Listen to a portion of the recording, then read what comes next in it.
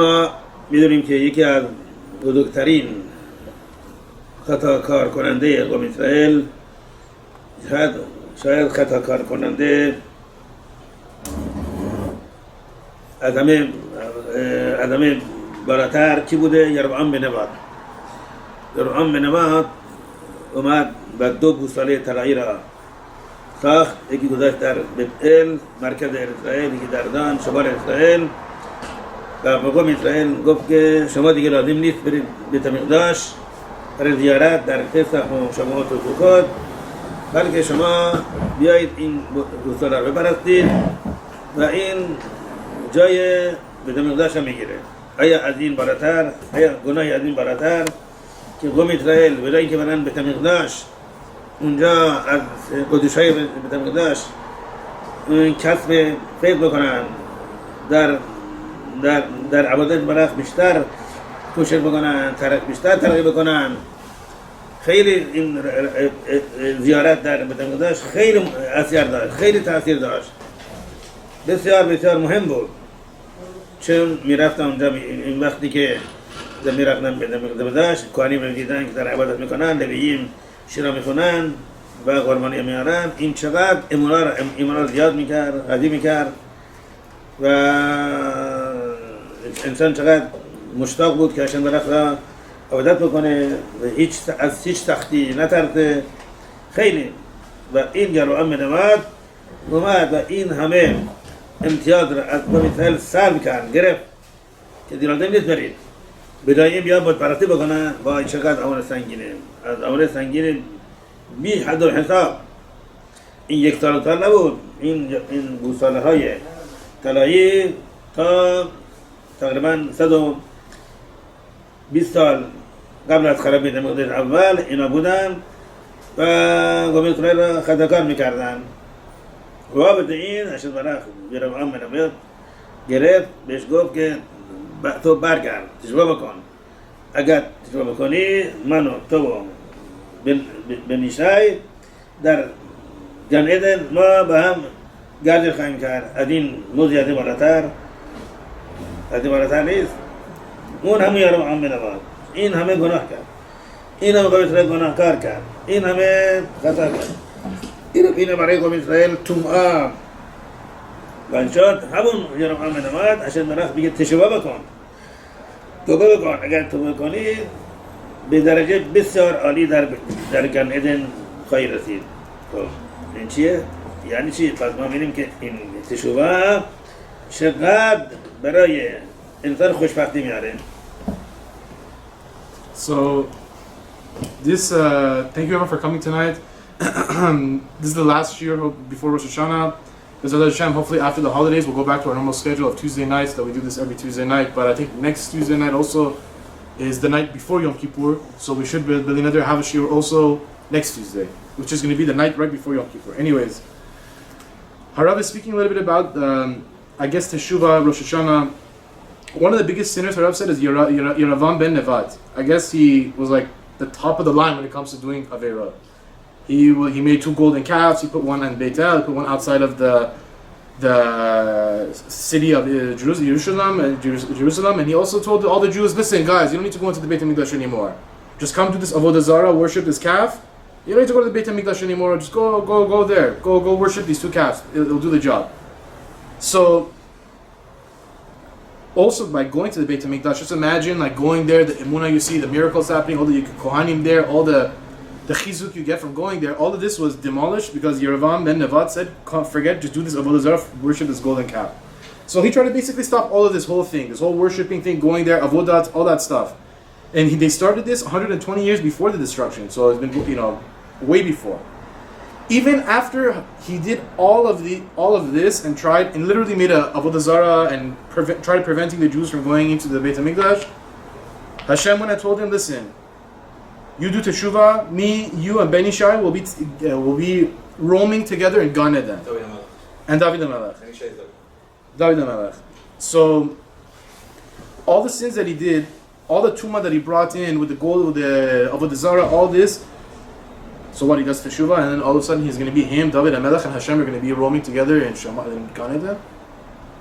Harav was trying to say from this we learned the power of Teshuva, but he's going to elaborate.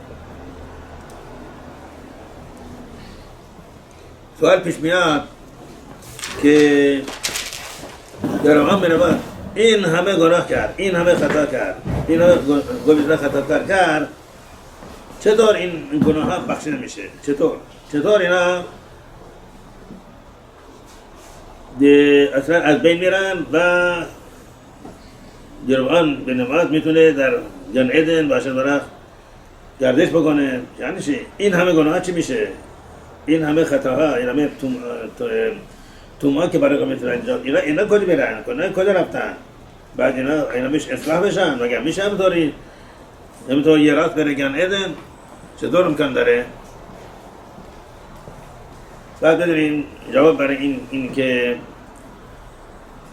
حکمی فرمودن که تشوبا میرا زدنوت لدلو کشکاگور، یعنی اگر انسان تشوبا بکنه برای چی؟ برای اینکه میترسه نباید اشد ورخ اینا مجازات بکنه، کاریت سگیلات از این میترسه بعد تشوبا میکنه. این گناهانی که کرده قبلا، حتی اونای گناهانی که قصدن بوده، یعنی میدونسته که این آسوره با خود ورده این گناه رو مرتکب میشده، این گناه ها چی میشن؟ شگاگوت، اینا تبدیل میشن به گناه سهوی.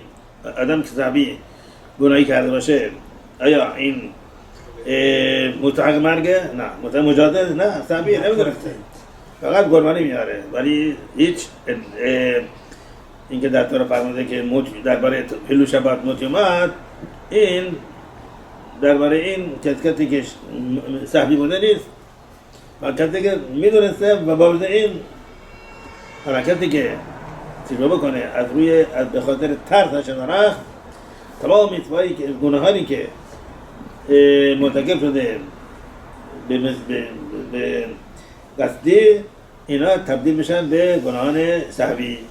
پس خیلی میره پایین، خیلی این سبک میشه این گناهاش. فرمودن که اواسط تلما می اهوا زدنات تلو که خویاد، اینجا دیگه خیلی بیشتره.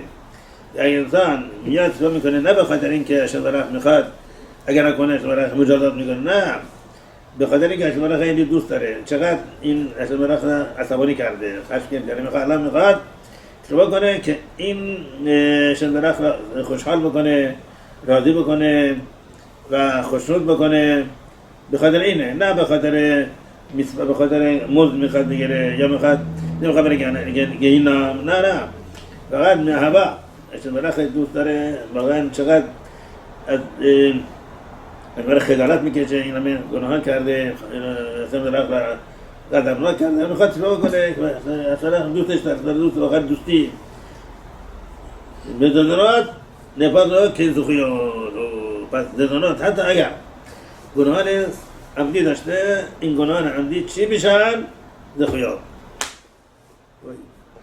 خیلیه اگر انسان عمدن حلول شبات کرده باشه، ولی بعد بیاد از روی محبت از ورق که بخاطر دوستش داره، چقدر بخاطر اینکه این همه اشد ورق قدرناک کرده، میخواد جبران بکنه و اشد ورق را خوشحال بکنه، در این صورت تمام گناهان از قصدی تبدیل به زخویات. گوشت خوب کرده میشه میتوا، حلول شبات کرده میشه میتوا، در کیپور خوراک خورده میشه میتوا. چطوره؟ ما میفهمیم که اشد ورق چطور میگه بیرم تو بکن، من و تو میخوای در گنه گردش میکنیم. چی گردش میکن؟ کجا؟ بعد همه گناه چیه؟ این هم همونه کجا رفتن؟ اگر این رو منواد از روی محبت بشه برای تشوبا میکرد، تمام این گناه ها تبدیل میشن به زخویان. پس این که همون یربعام نبات که بزرگترین خطا کار کننده اسرائیل بوده، میدونه خود تبدیل کنه به بزرگترین مذکر کننده قوم اسرائیل. So there's a question Harav is asking, that how did all the sins that how can all the sins get forgiven that Yeravam ben Nevat did? How can he be in Gan Eden with Hashem, David HaMelech? How's that possible? What about all the sins that he did, the tumah, all these things, and preventing the making a golden calf? You know how much we suffered because of the golden calf in when we left Mitzrayim? How? So the answer is, Chachamim say that Teshuva, because when a person does Teshuva because of fear of punishment, fear of getting punished by Hashem, his sins, I guess, get downgraded from a level of when he did a sin on purpose to unknowingly, right? It went from on purpose, accidentally, unknowingly, accidentally. It gets downgraded. So the sin becomes from a very, very severe sin into a much, much, much lower severity sin. But Teshuva, Harav give the pasuk from ahava, from love of Hashem and embarrassment, and love, not from the fear of punishment, but really because he loves Hashem and he's upset that he made Hashem sad, and he wants to make Hashem happy, and he's embarrassed in front of Hashem. All the sins that a person did on purpose turns into the opposite, turns into a zechiot and goes into his bank account for positive. So example, the guy broke Shabbat, rather than getting punished, he gets his zechut. The guy ate pig, rather than getting punished, he gets his zechut. On Yom Kippur, he went and he ate at a restaurant, on a kosher restaurant. It turns into a mitzvah. Crazy. Think about it. On Yom Kippur, going to like McDonald's or something, having a hamburger, I don't know, crazy. So now we see, this is how Yeravam ben Nevat, this is how he was able, because he was such a big sinner to the extent of what he did, but if he, doing Teshuva from Ahava, that's how he can be in Gan Eden with David HaMelech and Hashem. عرب برعين روان نبات کردی گم بکنه که چی؟ که این بطاره گذاره بگیره بشکنه با اینا را گو بکنه تو آتش و حتما ببره گو میتونه بگیر دیگه از بعد شما فقط هجمرخ نبدت بکنید و دیگه اون جاده هایی که از شهرهای اسرائیل میریتن به بیت المقدس اون را باز بکنه برید نبدت بکنید و همیتون تورا بخونید و هر که تورا نخونه من اینا خیلی سخت نجات میکنم کاری میکرد که تمام گوی اسرائیل بیان تورا بخونن مزکی خیلی بزرگی میشه پس ما اینجا یاد میگیریم که انسان هیچ وقت نباید بکنه او من این همه گناه کردم این همه عوانات این همه پچلو بشه تو میگه سیراتم چطور چیزا مگه امکان داره هزار کار دیگه هم داری کنه زندگی باشه نمیتونه اینا را جبران بکنه پس چطور؟ اینطور نیست اولا اگر تیرو بکنه به خاطر اینکه ازش میترسه مثلا اینا وجود کنه اینا تمام اون گناه ها نکسته میشه سهوی ندانسته رای دیگه هم که هست از این بالاتر اگر یاد تیرو بکنه درگاه گریه کنه که این همه هشم نفس را غضبناک کرده از این کارها خیلی پشیمانه و میخواد برای اینکه هشم رفت این راضی باشه خوشنود باشه حاضره که تمام میتونه انجام بدن هیچ نه به خاطر گرنه در شما داره فقط به خاطر چی؟ به خاطر هشم رفت در این صورت تمام گناه ها تمجم زخویود همه گناه همه در همه خورده میسوا کیپور خورده کرده میسوا آیا کسی که مطمئیت چه میسوایی داره؟ میسوایی خوردن خوراک در کیپور داره؟ نه خوردن گوشت خود را داره؟ نه کدام داره؟ چه میسوایی نداره؟ میسوایی چیه؟ برای این که گناه کرده تمام گناه ها تمیزن میسوا. So Harav is saying that Yeravam ben Nevat he also needed to do a couple other things. He needed to break the idols, to break the avodah zarah, to light them on fire, then to open he basically blocked off the entry to the Beit HaMikdash. He opened that up, and also tell all the Jews, listen, only worship Hashem, nothing else. So that was that. But also, what do we learn? What's the point of this whole story? What are we saying in this story? A person should never think to himself, I did so many sins, how can Hashem forgive me? Where can I even start to show my face for Hashem to forgive me? It's the exact opposite. If, like we said before, you do Teshuva out of fear, the status of the sin goes from on purpose to unknowingly, which is a very, very, very, very big downgrade in the severity of the sin. If a person does it out of ahava, out of love for Hashem, embarrassment of Hashem, because he loves Hashem, he made Hashem upset when he shouldn't have, all those sins that he did turns into mitzvah. Now think about it. on Pesach, how imagine eating bread on Passover. How severe is that sin? Or eating on Kippur, or eating pig on Yom Kippur. Like, if you think about it, Harav is saying, like, what religious person has these mitzvot? To eat on Kippur, to eat bread on Passover, to eat pig? Like, whoa. Which religious person has it? None of them. But all this zechiyot comes from somebody who goes really out of love and does a teshuva. All of this comes does a 180-degree turn and turns all into zechiyot.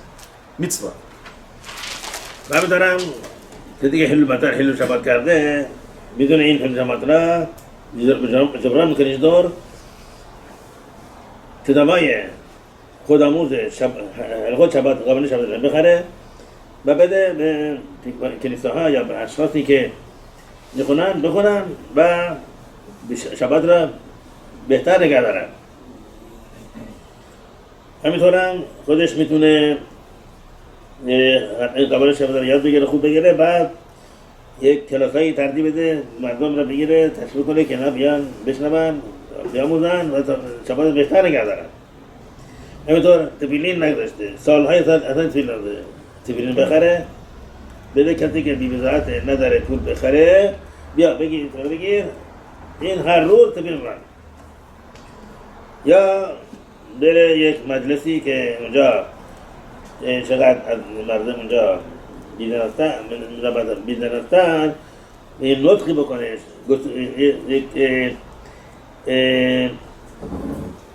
حرف بزنه، صحبتی بکنه که چقدر شبات مهمه، چقدر برای انسان خوشبختی میاره، چقدر سعادت میاره، چقدر انسان سرفرازه، چقدر گناهان انسان به خاطر همین شبات پاک میشه. اینا میشه بگه تشویق کنه به شمردن نگاه حیط شبات. این چی میشه؟ تمام اون حلو شبات که کرده همه را وقت میزنه، جبران میکنه، مثل اصلا حلو شبات نکرده هیچ.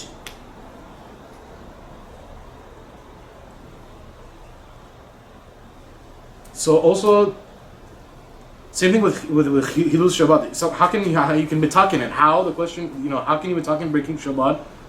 Buy books of halacha and buy Shabbat books and put it in to give it to people who will help them keep Shabbat better, or put it in the shuls, put it in the Beit Knesset, and allow people to learn from them for them to keep Shabbat better, or even better than that, learn halacha himself and then teach, put a class, let people come. Or for example, someone never put on tefillin, or it been years since he put on tefillin. How can he mitaken this avera, or mitaken not putting on tefillin? Go himself, buy tefillin, start putting it on, and also buy it and give it to someone else who doesn't have money to buy his own tefillin and tell him to put it on. Then when he starts putting it on, he mtakens you for not putting on tefillin. Or go to a place where there's a lot of people and give a speech about how important Shabbat is, how much it's the eternal covenant. All of this will make every time you chilul Shabbat, all of that will go to zero. Your bank goes to zero. همین اگر خوراکای حرام زیاد خورده ندارم باید چیکار بکنه؟ مردم را تشویق بکنه، اونایی که نمیدونن چیه شبات چیه، تورا چیه، کشتور چیه، اینا را مشتاق بکنه که خوراک کاشر بخورن، که خوراک کاشر نه تنها از روحانی خیلی مهمه، بلکه از نظر جسمانی هم خیلی مهمه. چرا؟ چون هر جایی که کشتور هست اینا مؤدب هستن که در این خوراکی چیز دیگه داخل نشه، چون ممکنه چیز دیگه داخل میشه چیز اثر بوده. پس خوراکی در اون جایی که کشتور رو مراد میکنن 100% خالص تمیزه. ولی اونایی که حلو اطراش کشتور نگه میدارن، مراد میکنن، روان برای نسبت ما میان گوشت سگ میگیرن، میان شوارما میکنن که مردم اینو بخورن. این اگر بیاد و این گناه ها را از قوم دور بکنه، کاری بکنه که خوراک اونجا که عقدی فروشا، رستوران ها خوراک کاشر بفروشن، بهشون تشویق کنه که خوبه کار کاشر و بهشون بگه که اگر شما اینجا رستوران کاشر تأسیس بکنید، از هر نقطه میان برای شما اونجا بخوان خوراک بخورن، برای شما خیلی خوبه. بالاخره سعی کنه که همون گناهی که کرده به همون نحو این تبدیل کنه میتواد. خدا به حالش دیگه این شده. حتی اگر مثل یربعام بن نبات هم گناه کرده باشه، با این خریدن میسبه ها، خریدن کتاب ها و تشویق کردن مردم برای شمردن شبات، برای نگاه کردن شبات، نگاه کردن پسح، همه کشروت، همه چیز این میشه. همه این گناه میثوا کی باید شده؟ اون باید شده. این حساب همون شخصی که همه گناه کرده. و چقدر خوبه که انسان هیچ وقت گوره یه طرف کنه این همه تو گناه کردی، این همه خطا کار کردی، این همه سنگین برای تشوه بکنی. چی تشوه بکنی؟ 1000 طرف زنگی بکنی هیچ تشوه قطعا قبول نمیشه. تو وقتی که از اینجا بری، از دنیا بری، میشه گیلگوله گربغه، گیلگوله مرمولک. وای وای وای این کجا بری؟ کجا مگه میشه؟ مگر تو بری تشوه بکنی چه فایده چیه؟ خب انسان معیش میکنه فکر که نه دیگه هر چی شد و هیچ چاری نداره با دیگه از همه کار از تو گذشته با نه همه دروغ این همه دروغ ترا. این شخص چقدر گناه کرده؟ هر چی کرده باشه 1000م درم نمات نیست، 1000 نیست، شاید 1 میلیونم، شاید 1 میلیونم رمام نبود. شاید ولی اگر یه رمان نمات میدونه تشوه بکنه، میدونه همه گذشته رو اطراف بکنه که این حتی تو نه بدرق اولا که میتونی همه را جبران بکنی، همه رقصه را بگیری اصلاح بکنی، تمام کمبودی را جبران بکنی، نمیتونی؟ نیست. مگه میشه بگه؟ چرا نیست؟ البته که هست. این موضوع خیلی مهمه که انسان از تشوه کردن مگه نشه حتی اگر میلیون ها عبارت کرده. So Harav is saying that it's super important. Hold on one second, I didn't go through this. So even for also we spoke about the sins, about not putting on tefillin, about breaking Shabbat, about so on and so forth. Another thing is that if someone didn't eat kosher, like ate non-kosher food, like let's say like 1,000 times, I don't know, he ate non-kosher food or whatever. So the way to do it is very simple. Take those who don't know about Shabbat and kosher and don't know anything about Emunah and Hashem and take and teach them the Torah and about how important it is for a person's soul to eat kosher food, and not only for their soul, for their body also.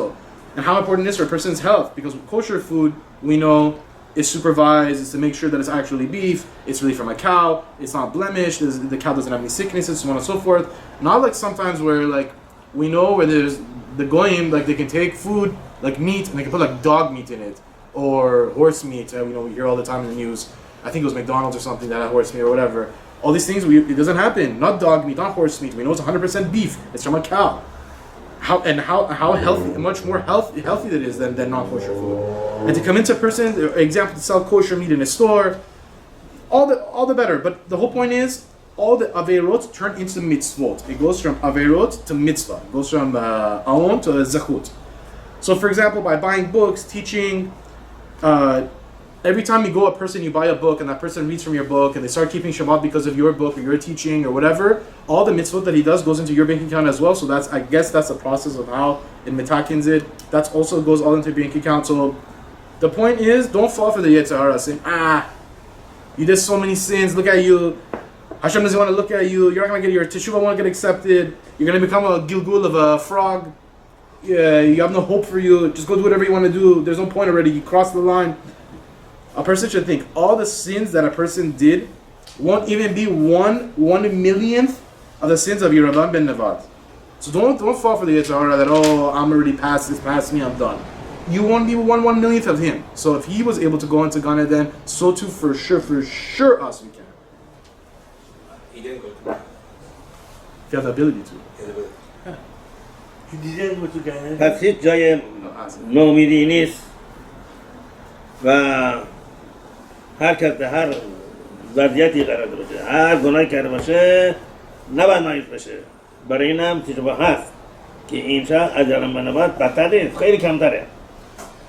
و همینطور ما احاب پادشاه اسرائیل آقای اموری فرمودن که گناه سنگین یربعام برای احاب یک گناه سبک بوده. گناه سبکه احاب مطابق با گناه سنگین یربعام بنابرد این احاب دیگه از این بدتر بود. بابت این وقتی که این اشن برای به توسط الیاhu הנביא بهش گفت که چون نبوت اسرائیلی نبوت اسرائیلی یک تاکستان داشت، این تاکستان مجاور تاکستان احاب بود. احاب میخواد این تاکستان از نبوت اسرائیلی بخره، جزء تاکستان خودش بکنه. نبوت اسرائیلی گفت نه، این سهمیه پدرم، اجداد منه، من به هیچ عنوان نمیخوام بفروشم، حتی چند پولم بدی نمیخوام بفروشم، نمیفروشم. خیلی ناراحت شد و رفت خونه و روشن کرد دیوار رو، اصلا هیچ حرف نزد و ایزابل محشمه اومد گفت که چیه، چه شده؟ میگه بله اینطوره. میگه تو سلطانی، تو پادشاهی، ببین حالا من درست میکنم. و این نامه بهش برای اون شهر اسرائیل، ببینید شما دو شاهد دروغی بیارید و شهادت دروغ بگن که نبوت اسرائیلی احاب را فوش داده، همینطور اشد درخت را همینطور دشمن اسرائیل نفرین کرده. بعد این چی میشه؟ بعد سنگسار کرد. اینا بنویسید و این بیایید این نبوت اسرائیل را بیارید، بشینید یه جای مجلسی، دو شاهد دروغ بیارن، دروغ بگن که این بر این کار کرده، بعد این برای سنگسارش بکنید. تمام شد رفت. هم کار کردن، سنگسارش کرده. در اومد توی اون تاکستان نبوت بگردش بکنه. الیاhu بهش میگه اگر رشتا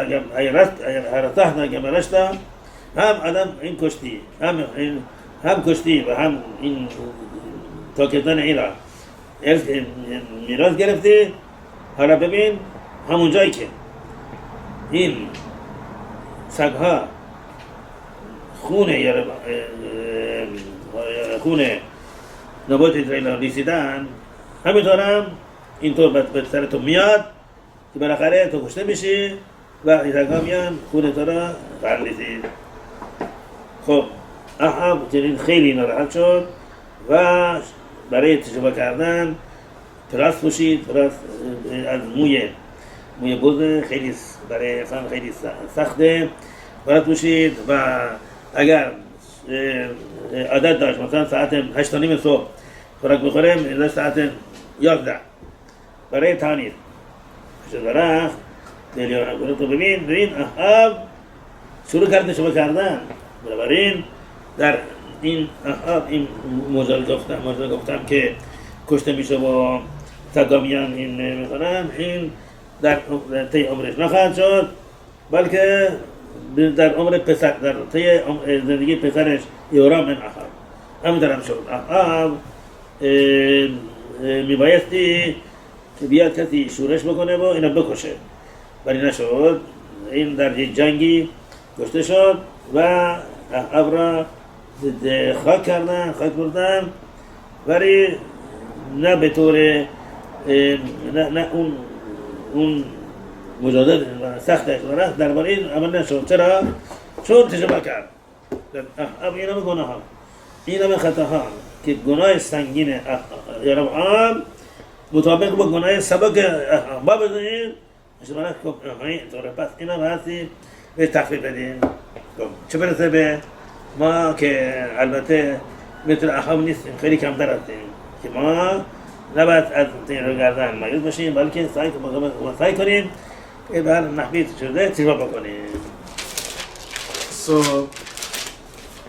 Harav is also continuing and saying that so each person has hope. The same was with Ahab, he was a king. Also it says that Yeravam and Nevat's sins were like nothing compared to Ahab. So imagine like all the sins that Yeravam and Nevat did we were talking about this whole time, it was like this compared to the sins that Ahab did. So Ahab apparently he wanted to buy some land, right? And then he wanted to buy some land from Israel, he wanted to say vineyard, perfect. And I guess the guy who I wanted to buy it from said, no, it's my inheritance, it was given to me from my family, I'm not going to sell it to you. And then apparently Ahab's wife Isabel came and said, listen, you're a king, you're going to get you in embarrassment, you can't go get a piece of land, you want to get a piece of land, I'll tell you what to do. We're going to take a letter, we're going to write a letter to that saying that basically this guy came and he disrespected the king, he cursed the king, and definitely you'll be able to take his land. we'll go get 2 false witnesses, we'll bring 2 false witnesses, and we'll have the false witnesses say, okay, that's exactly what happened. They went, they sent a letter, they brought 2 false witnesses saying, yeah, we heard that he went and he cursed the king, and because of this, Achav came and killed him and took that place, and then after he killed him and took that vineyard, apparently one time he was just walking in that vineyard, and Eliyahu comes down to him and says, hey, you think you got off free? You think you can do this and get away with it? Just like the way that you killed the guy, you're gonna die the same way. Dogs are gonna come just like they licked his blood when he was killed. You're gonna die the same way. Dogs are gonna come lick the blood off the ground just like the way you killed him. And then basically Achav, he kind of freaked out. He went and he got goat skin hair. It's called sackcloth, by the way. I have also, if anybody wants, let me know after. From Rabbi Pinto. Anyways, you can see me after. And he put it on, and he started fasting. Let's say normally he ate breakfast at 8 o'clock. He went all the way till 11 o'clock. And then Eliyahu basically said, look, this guy went and did Teshuva. All his sins basically and all his sins got forgiven. So because of his zechut of the Teshuva that he didn't die the way that they said, that Eliyahu said, and the dogs are going to come lick his blood off the ground.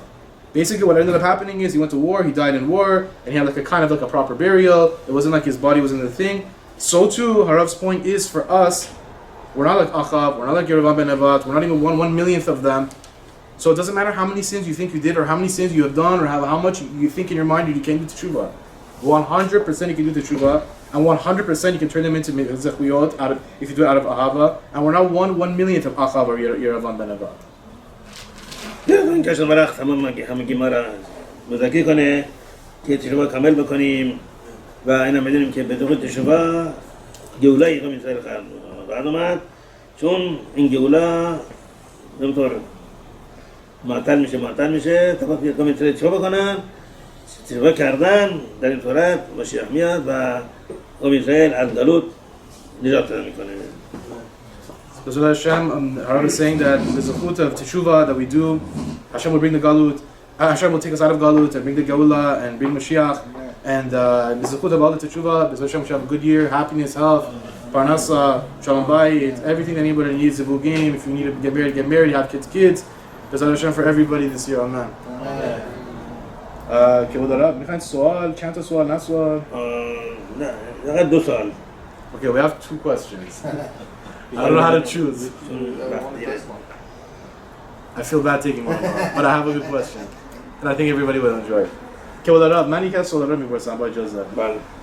ما میگیم که در روز روش هاشانه، روز یوم الدین، هشم حساب میکنه دقیقاً چقدر آدم ایسوریم تو زندگیش، ایسوریم سختی، ایسوریم، ولی آیا هشم روز روش هاشانه خوشبختی ها، خوشبینی هم حساب میکنه دقیقاً چقدر خوشبختی آدم، خوشبینی، شادی و اینا میگذره یا یعنی لذت بردن بله. اگر مثلا همین چیزی که لذتی که وجود نیست لذت بره این از گود باش کم میشه. بله ولی از مثلا لذت بردن تورا خوندن باشه یا شمارش شبات خوردن خوراکی در شبات در یوم تو اینا همش میتواست اینا پس اونا دست خودمونه میتونیم هر چقدر که خودمون بخوایم. Okay. My question was we know on Rosh Hashanah that we're judged on exactly how much isurim and how much suffering and how much hardships you have to go through. But what about the pleasures in the world? Are we also judged on our limited on how much we can have?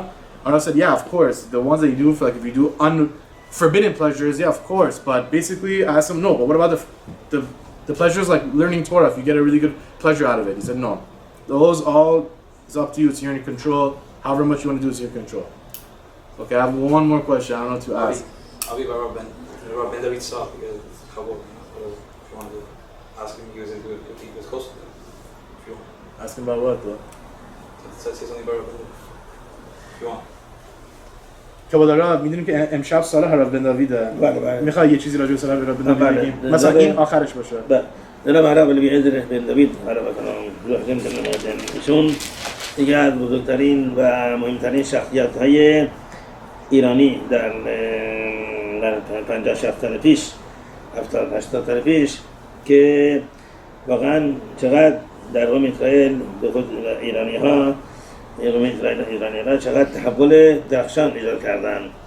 ایشون چقدر برای ترویج تورا میرفتن به این کشور اون کشور اینجا اونجا، همیشه در حال مسافرت بودن و زندگی خوش و راحت و توی خانه بودن و اینا را ول میکردن و میامدن برای ترویج تورا، برای تقویت ایمان، برای تقویت اسرائیل در میثوات و چقدر خودشون زیاده و ما بایستی ازشون یاد بگیریم که نگیم من باروخ هاشم من تورا میخونم میثوا انجام میدم دیگه لازم نیست دیگه بیشتر از این لازم نیست من خودم زحمتم. نه انسان به درجه خودشو ببره بالا و هیچ از زحمت و کوشش و اینا دور نشه، درک نکنه، بلکه باید سعی کنه که برای ترویج تورا و همینطور اصلاح قوم اسرائیل تمام نیروی خودش را این بکار بیاندازه. So just to end off, tonight is the yahrzeit of Harav Eliezer ben David alav shalom. He was a huge rabbi, Persian rabbi also. How much he influenced the Persians, and he was really, it wasn't only in LA or Israel or New York or Argentina where he was originally from. I think he was also always he was always traveling all over. I think he has yeshivot in like China too, I heard. Everywhere, all over the world. And basically he gave up his whole life. I read in the book of Living Emunah, I think it is, his stories in there where his dad was a very, very, very rich man, and he was supposed to get an inheritance of his father, and basically he gave it up all for Torah. His father made him sign it away. He said, if you leave to yeshiva, you're giving up every single dollar that I have, and he signed all to go teach Torah, to spread the light of Torah. He opened up so many yeshivot all over the place, so many places, so we need to learn from him basically. He was able to go, he made himself go through hardship and gave up a life of luxuries for the end. How much of a great man he was, and his Bezrat Hashem, we should always remember, his light should always stay alive, and we should always remember Bezrat Hashem, we should learn from him and be able to get his his Zechut Mavanam and Basha. Amen. Okay, so I think Harav's yeah, Rabbi Hanania. Rabbi Hanania.